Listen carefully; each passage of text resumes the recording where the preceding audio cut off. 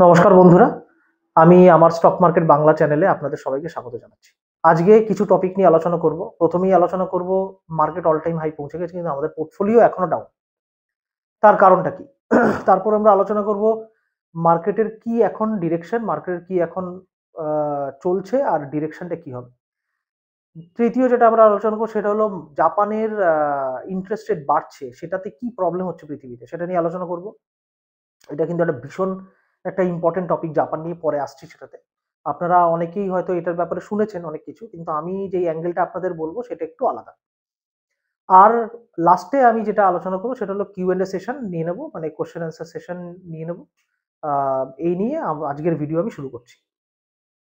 তো ১ম এই যেই টপিকটা নিয়ে আলোচনা করতে চাই সেটা হচ্ছে মার্কেট আমাদের অল টাইম হাই মানে ওই ২৬,২০০ র উপরে পৌঁছে গেছে মার্কেট।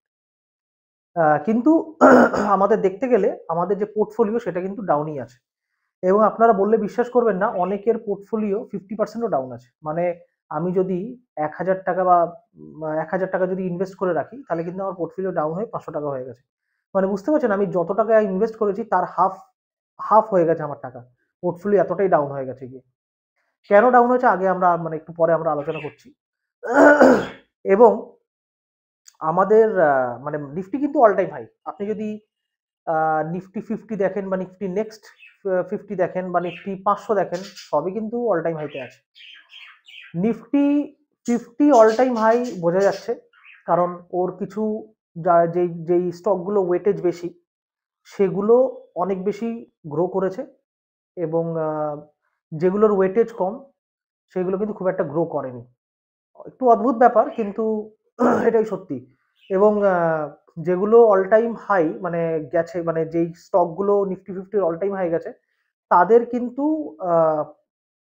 রেজাল্টও ভালো এসছে, তারা উপরে গেছে। এর জন্য পুরো নিফটি 50টাকে উপরে নিয়ে চলে গেছে। এবার নিফটি নেক্সট 50তেও কিন্তু যেগুলো হাই ওয়েটেজ কোম্পানি তারা কিন্তু ভালো রেজাল্ট করেছে এবং তারা উপরে চলে গেছে গিয়ে, যার জন্য নিফটি 50, নিফটি নেক্সট 50 হাইয়েই আছে এবং নিফটি 500, 500 এ কিন্তু নিফটি 50ও আছে, স্টকগুলো আছে, নিফটি নেক্সট 50 স্টকগুলো আছে। তো সেগুলোও কিন্তু তাদের ওয়েটেজও যেগুলো ভালো ওয়েটেজ সেগুলো কিন্তু বেড়েছে। তার জন্য 500টা উপরে চলে গেছে। এই জন্য 500টা স্টক থাকলেও যদি প্রথম 100টা স্টকের মধ্যে মানে যেগুলো হাই ওয়েটেজ স্টক, ওই নিফটি 50 50টা, নিফটি নেক্সট 50 50টা, তাদের যদি হাই ওয়েটেজ কোম্পানি যেগুলো 5 7টা 10টা কোম্পানি যদি হাই উপরে চলে যায়, তাহলে ওদের ওয়েটেজ যেহেতু বেশি, সবকটাই পুরো ইন্ডেক্সটাকে কিন্তু উপরে নিয়ে চলে গেছে গিয়ে। তো অল টাইম হাই গেছে, অল টাইম হাই চলে গেছে। কিন্তু আমাদের পোর্টফোলিও কি উপরে গেছে? পোর্টফোলিও কিন্তু খুব একটা উপরে যায়নি। আমাদের পোর্টফোলিও, অনেকেরই পোর্টফোলিও ওপরে আছে কিন্তু বেশি সংখ্যক লোকেদের পোর্টফোলিও কিন্তু নিচেই আছে। কারো 10% নিচে, কারো 20%, 30%, 40%, 50% নিচে। তার নিচেও হতে পারে, আমি সেরকম কারো থেকে শুনিনি। কিন্তু 50% অব্দি তো আমি দেখছি। অনেকের সাথেই আমার কথা হয়েছে। তো পোর্টফোলিও কিন্তু ভালো রকমের নিচে আছে। এবার ব্যাপারটা হচ্ছে যে নিফটি নিচে, পোর্টফোলিও আমাদের নিচে আছে এবং নিফটি অল টাইম হাই আছে। তার সত্ত্বেও আমাদের মার্কেট কিন্তু সস্তা। আমার কাছে কিন্তু সস্তা লাগছে মার্কেট। মানে রেজাল্ট কিন্তু ভালো আসছে, ব্যবসা কিন্তু ভালো হয়েছে। আর আপনারা জানেন সবাই, এবং আমি আমার আগের ভিডিওতে বলেছি, ব্যবসা যদি ভালো করে কোম্পানি তাহলে কিন্তু ওদের প্রাইসটা কিন্তু উপরে যায়। তার কারণ হচ্ছে যে ব্যবসা ভালো হলে রেপুটেশন ভালো হয়ে যায় কোম্পানি। তো রেপুটেশন ভালো হলেই কোম্পানি কিন্তু উপরে চলে যায়। মানে কোম্পানির প্রাইস গুলো কিন্তু যেই প্রাইস আছে তার থেকে কিন্তু উপরে চলে যায়। ব্যবসা যদি 12% আপনার যদি ধরে নিন, ব্যবসা যদি আগের কোয়ার্টার থেকে 12% উপরে যায়, তাহলে প্রাইসটা কিন্তু আরো বেশি উপরে চলে যায়। মানে সেই তুলনায় আরো উপরে চলে যায়। তো ব্যবসা কিন্তু ভালো হয়েছে এই কোয়ার্টারে, অনেক কোম্পানিরই ব্যবসা ভালো হয়েছে এবং প্রাইস কিন্তু উপরে যাওয়ার একটা চান্সেস আছে। এটা কিন্তু কোনো রেকমেন্ডেশন নয়। আপনারা ফিন্যান্সিয়াল অ্যাডভাইজার থেকে জিজ্ঞেস করে নেবেন যে অ্যাকচুয়াল মার্কেট কন্ডিশন কি এবং উপরে যাবে নিচে যাবে, সেটা আপনারা একটু ফিন্যান্সিয়াল অ্যাডভাইজার থেকে জিজ্ঞেস করে নেবেন। যদিও আমার কাছে সস্তা লাগছে, এটা জাস্ট এডুকেশন পারপাসে বলছি। আমার কাছে মার্কেট সস্তা লাগছে, উপরে যাওয়ার চান্সেস আমার কাছে লাগছে এখান থেকে। কারণ ওভারঅল মার্কেট কিন্তু চিপ এবং নিফটি অল টাইম হাই পৌঁছে গেছে। আর অল টাইম হাই পৌঁছে গেলে ওখান থেকে সবসময় সবসময় না হলেও অনেক সময় দেখা যায় কি মার্কেট অল টাইম হাই ছুলে একটু নিচে এলেও মার্কেট কিন্তু আবার উপরে চলে যায়। এটাই পাস্ট হিস্ট্রি তো তাই বলছে। মানে পাস্ট আপনি যদি ডেটা চেক করেন তাহলে কিন্তু এটা কিন্তু সেখান থেকেই তোলা, আমার সেখান থেকেই গণনা করে বের করা, যদিও কোনো রেকমেন্ডেশন নয়। এবার এবার তাহলে আমরা ইউএস মার্কেট নিয়ে একটু আলোচনা করিনি, কারণ মার্কেট নিয়ে আলোচনা করতে গেলে আমি আগেই বলেছিলাম যে আমাদের ইউএস মার্কেটটাকে দেখতে হয়। তো ইউএস মার্কেটের যদি সাপোর্ট থাকে আমাদের মার্কেটে, ইউএস মার্কেটের যদি ধরে নিন ইউএস মার্কেট যদি রেডি থাকে উপরে যাওয়ার জন্য, আর আমাদের মার্কেট যদি সস্তা হয় রেডি থাকে উপরে যাওয়ার জন্য, তাহলে কিন্তু মার্কেট উপরে যাবে। যদি ইউএস মার্কেটের যদি সাপোর্ট আমরা না পাই তাহলে কিন্তু আমাদের মার্কেটে কিন্তু উপরে যাওয়ার চান্সেস খুব কম। তো ইউএস মার্কেটে কি সাপোর্ট আছে সেটাই আমরা এখন বোঝার চেষ্টা করছি। প্রথম কথা হচ্ছে ইউএস মার্কেটে যেটা আমি দেখতে পাচ্ছি সেটা হচ্ছে মনিটারি টাইটনিং চলছিল ইউএস মার্কেটে। তার মানেটা কি? তার মানে হচ্ছে ইউএস মার্কেটে লিকুইডিটি সাক করা হচ্ছিল, মানে তারল্য যেটা, মানে টাকার যে তারল্য লিকুইডিটি, সেটা কিন্তু ইউএস মার্কেটে কিন্তু টাকার যে লিকুইডিটি ওটাকে কিন্তু মানে কম করে দেওয়া হচ্ছিল আমাদের ডিসেম্বর মাসের আগে পর্যন্ত। তো তার কারণ হচ্ছে যে প্রতি মাসে আমরা ইউএস মার্কেটে বন্ড বিক্রি করা হচ্ছিল। যে বন্ড বিক্রি হলে কি হয়, সবাই তো ইউএস মার্কেট গভর্নমেন্ট যখন বন্ড ইস্যু করে, সেটা ইন্ডিয়াতে করতে পারে, ইউএসএ বিভিন্ন দেশেই করে। তো সরকার যদি বন্ড ইস্যু করে তাহলে হয়টা কি? সরকার যদি বন্ড ইস্যু করে তাহলে হয় এটা যে আমরা সবাই ওই বন্ডটাকে কিনতে চাই। কেন কিনতে চাই? কারণ ইন্টারেস্ট রেট আমাদের সরকার ভালোই দেয়, এবং সরকার যদি বন্ড বের করে তাহলে ওটা কিন্তু খুব রিলায়েবল, খুব ভরসাযোগ্য হয়, যার জন্য সবাই দৌড়ায় বন্ডটাকে কেনার জন্য। আর যখনই আমরা বন্ডটাকে কিনি তখনই আমাদের টাকাটা ব্যাংক অ্যাকাউন্ট থেকে বেরিয়ে সরকারের কাছে চলে যায়, আর আমাদের ইনভেস্টমেন্ট করার যে জায়গাটা ওটা কিন্তু কমে যায়। মানে আমরা কিন্তু ইনভেস্টমেন্ট করার যে আমাদের যে টাকাটা, সেটা যদি আমরা বন্ডে ইনভেস্ট করে দিই তাহলে কিন্তু আমাদের অন্য জায়গায় ইনভেস্ট করতে পারছি না, স্টকে বা অন্য কোথাও ইনভেস্ট করতে পারছি না। তাহলে আমাদের হাতের যে তারল্য ওটা কিন্তু আস্তে আস্তে কমে যায় গিয়ে। তাতে কি হয়, তো মার্কেট যদি লিকুইডিটি না থাকে তাহলে মার্কেট কিন্তু গ্রো করে না, উপরের দিকে যায় না। উপরের দিকে, কারণ টাকা যদি আপনি ইনভেস্ট না করেন তাহলে কোম্পানিগুলোতে তাহলে উপরে যাবে কোত্থেকে? তো এই জন্য এই যে লিকুইডিটি, যে গভর্নমেন্ট বন্ড দিয়ে দিয়ে যে লিকুইডিটিটা অনেকটা সাপ্লাই কমিয়ে দিয়েছিল লিকুইডিটি, এবার কিন্তু এই লিকুইডিটি গভর্নমেন্ট বলছে যে আমরা আর এই লিকুইডিটি সাক করবো না মার্কেট থেকে, মানে আমরা বন্ড আর ইস্যু করবো না, যা বন্ড আছে ওটাকে ম্যাচিওর হতে দেবো, ম্যাচিওর হয়ে গেলে আমরা রিপে করে দেবো টাকাটা। মানে যাদের থেকে আমরা বন্ড দিয়ে টাকাটা নিয়েছিলাম তাদের, ওই ইনভেস্টরদের আমরা টাকাটা ফিরিয়ে দেবো, আমরা আর রিইস্যু করবো না বন্ড। তাতে কি হবে, তাহলে আপনার টাকাটা আপনার ঘরে চলে এলো, আপনি নতুন করে ইনভেস্ট করছেন না, তার মানে মার্কেট থেকে লিকুইডিটি কমে গেছে গিয়ে, বা সরি, মার্কেটে লিকুইডিটি বেড়ে গেছে। এবার নেক্সট পয়েন্ট যেটা, এই এক তো বন্ড ইস্যু হচ্ছে না, লিকুইডিটি বেড়ে যাচ্ছে মার্কেটে। দ্বিতীয় কথা হচ্ছে ইউএস মার্কেট কিন্তু এবার মানি প্রিন্টও করবে, মানে টাকা ছাপাবে।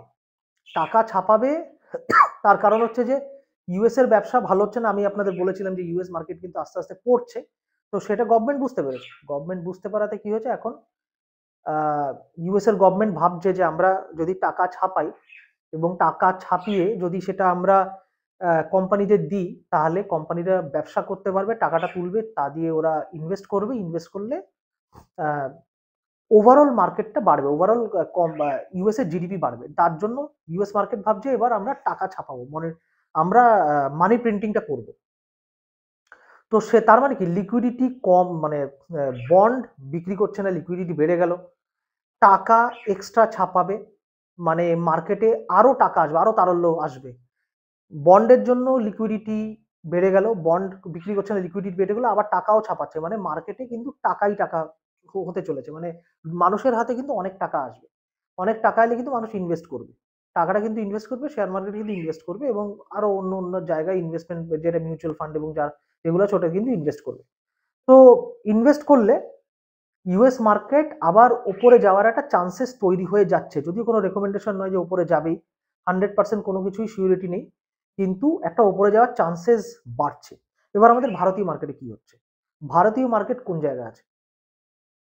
ভারতীয় মার্কেটে আমাদের এই যে কোয়ার্টারটা গেল, এই যে সেপ্টেম্বর কোয়ার্টার আমাদের যে গেল, যেখানে আমাদের রেজাল্ট গুলো এলো, কোম্পানির রেজাল্ট কিন্তু ভালো হয়েছে, একটু আগে আমি যেটা বললাম কোম্পানির রেজাল্ট, কোম্পানিদের অনেক কোম্পানি কিন্তু রেজাল্ট ভালো এসছে।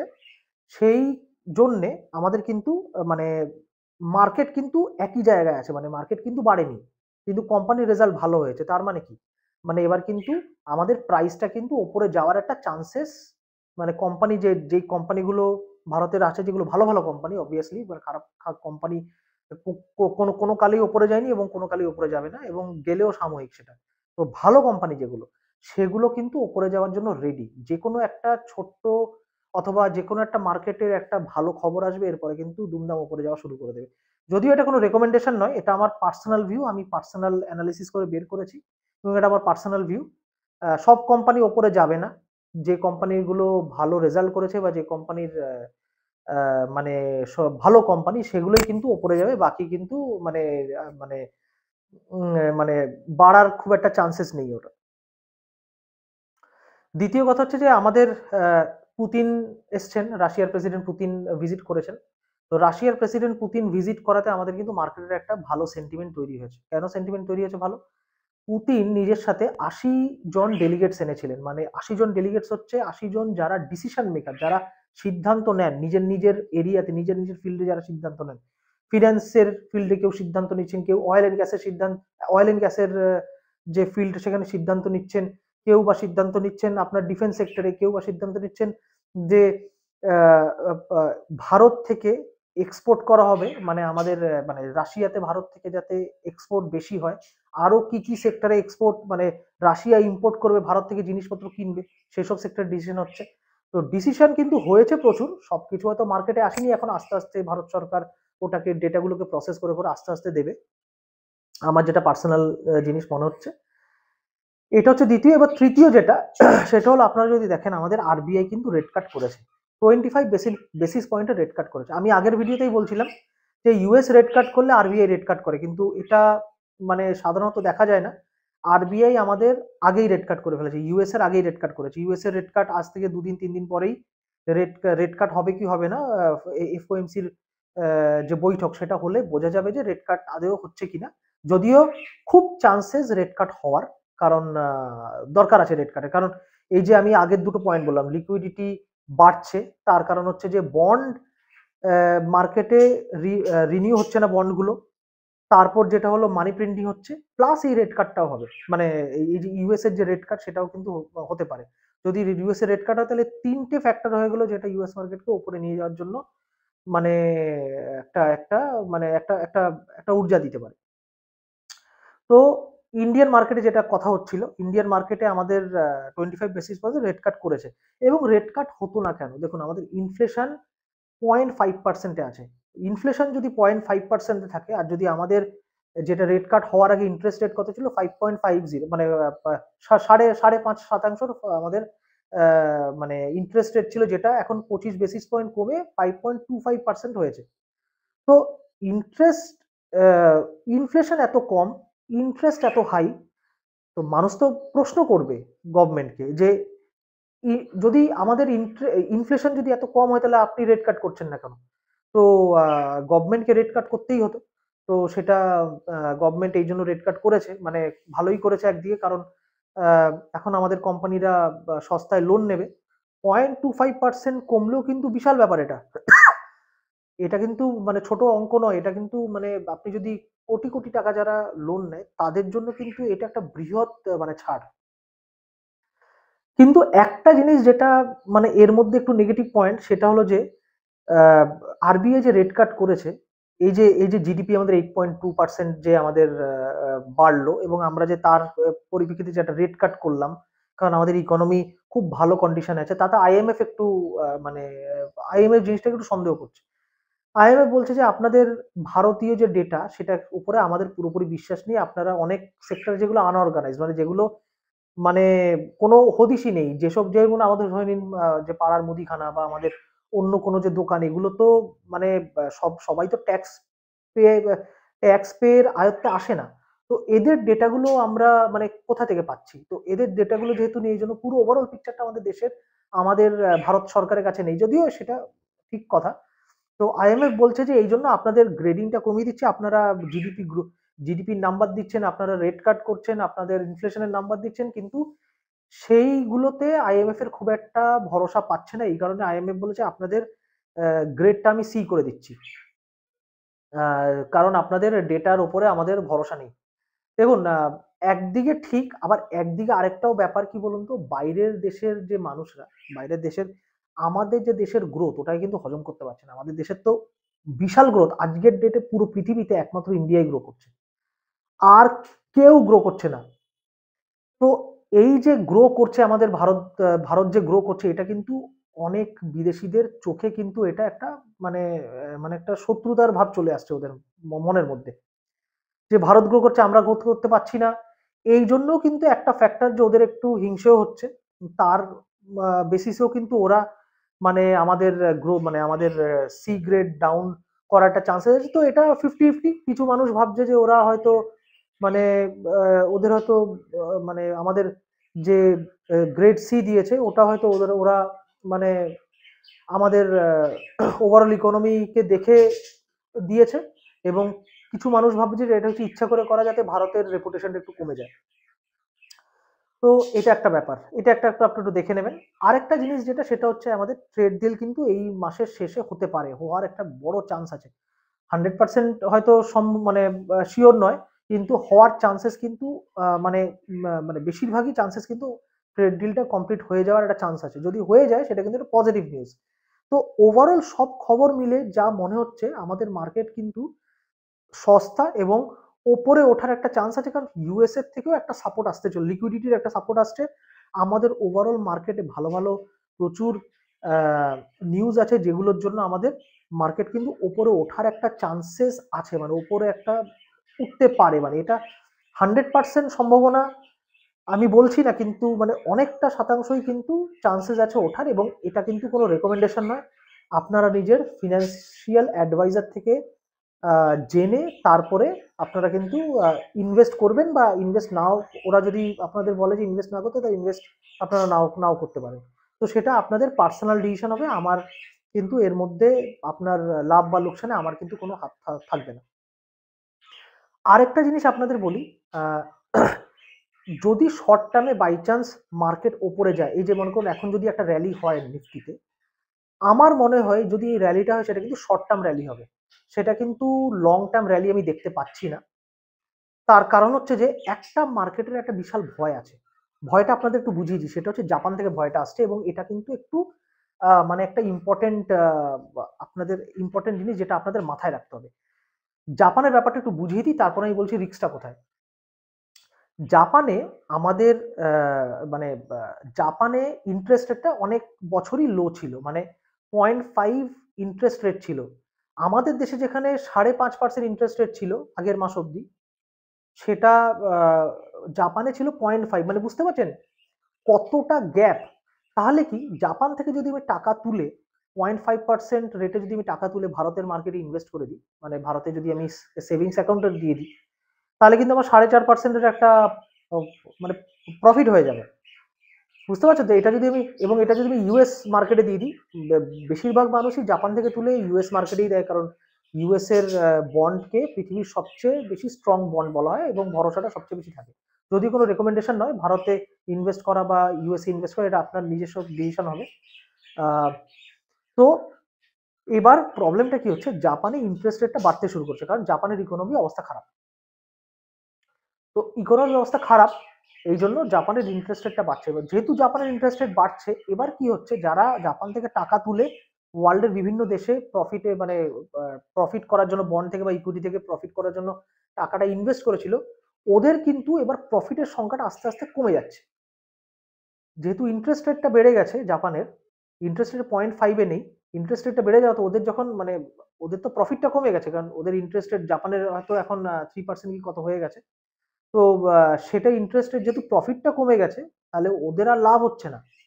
ঠিক আছে, ওদের যদি লাভ না হয়, উপর থেকে কারেন্সির ভ্যালু কমছে, ডলারের ডিভ্যালুয়েশন হচ্ছে, মানে ডলার কিন্তু অন্যান্য কারেন্সি, অন্যান্য দেশের ইউরোপিয়ান বা অন্যান্য দেশের কারেন্সির তুলনায় কিন্তু ডলারের দাম কমছে, রুপিরও দাম কমছে। যারা ইন্ডিয়াতে বা ইউএসএ তে ইনভেস্ট করেছে, তাদের কিন্তু মানে কারেন্সিতেও লস হচ্ছে, ইন্টারেস্ট রেট জাপানে বেড়ে যাওয়াতে সেখানেও লস হচ্ছে, তাহলে দুটো দিক থেকে ওদের কিন্তু লস হচ্ছে। এবার এবার ওরা কিন্তু টাকাটা তুলে নেওয়ার চেষ্টা করবে, এসব এসব মার্কেট থেকে, মানে ইন্ডিয়া বা ইউএস বা অন্য কোনো মার্কেটে যেখানে লাগিয়েছে সেখান থেকে কিন্তু টাকাটা তুলে নেওয়ার চেষ্টা করবে। একটা জিনিস আপনাকে বলি, এই যে ওরা ইনভেস্ট করেছে এটা কিন্তু বহু বছর ধরে ইনভেস্ট করছে, 3-4 বছর লাগিয়েছে ইনভেস্ট করার জন্য। একদিনে আপনি এত বড় টাকা ইনভেস্ট করতে পারবেন, আপনি বায়ার কোথায় পাবেন? একদিনে কি ইনভেস্ট সম্ভব? একদিনে এত বড় একটা বৃহৎ অঙ্কের টাকা একদিনে ইনভেস্ট করা সম্ভব না। এই ইনভেস্টমেন্ট করতে গেলে 3-4 বছর লাগবে। তাহলে এবার যদি জাপানের ইন্টারেস্ট রেটটা বেড়ে যায়, আপনার কি মনে হচ্ছে একদিনে টাকাটা তুলে নিতে পারবে? এত সেলার কই? মানে আপনি যে বন্ড গুলো বা আপনি যে স্টক গুলো কিনে রেখেছেন সেগুলোকে তো বিক্রি করতে হবে। এত সেলার কোথায়? এত বৃহৎ পরিমাণে সেলার কোথায়? তো আপনি একদিনে বের করতে পারবেন না, এটা বের করতেও 1-1.5 বছর লেগে যাবে। তো আমার কাছে, যদি ইন্ডিয়ান মার্কেট শর্ট টার্মে র্যালি করে, মানে যদি ইন্ডিয়ান মার্কেট র্যালি করে, তো আমার কাছে শর্ট টার্ম মনে হচ্ছে, লং টার্ম মনে হচ্ছে। কারণ এই যে জাপানের প্রবলেমটা, এটা কিন্তু একটা রয়ে গেছে, এটা কিন্তু একটা মানে ইন ফিউচারে কিন্তু আমাদের এটা কিন্তু একটা প্রবলেম হিসেবে আসতে পারে। এটা হয়তো এখন একটু ধামাচাপা পড়ে যাচ্ছে কারণ আমেরিকা থেকে ইন্ডিয়া থেকে ভালো নিউজ আসছে বলে, যেটার জন্য হয়তো মার্কেট একটা ভালো রিয়াকশন দিতে পারবে, অল টাইম হাইও পৌঁছে গেছে মার্কেট।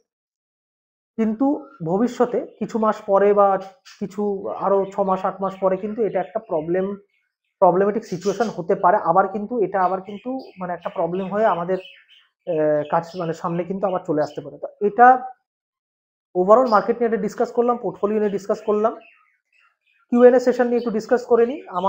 আমার কাছে একজন মানে উনি প্রায় আমার চ্যানেল দেখেন, পুতিন বাবু।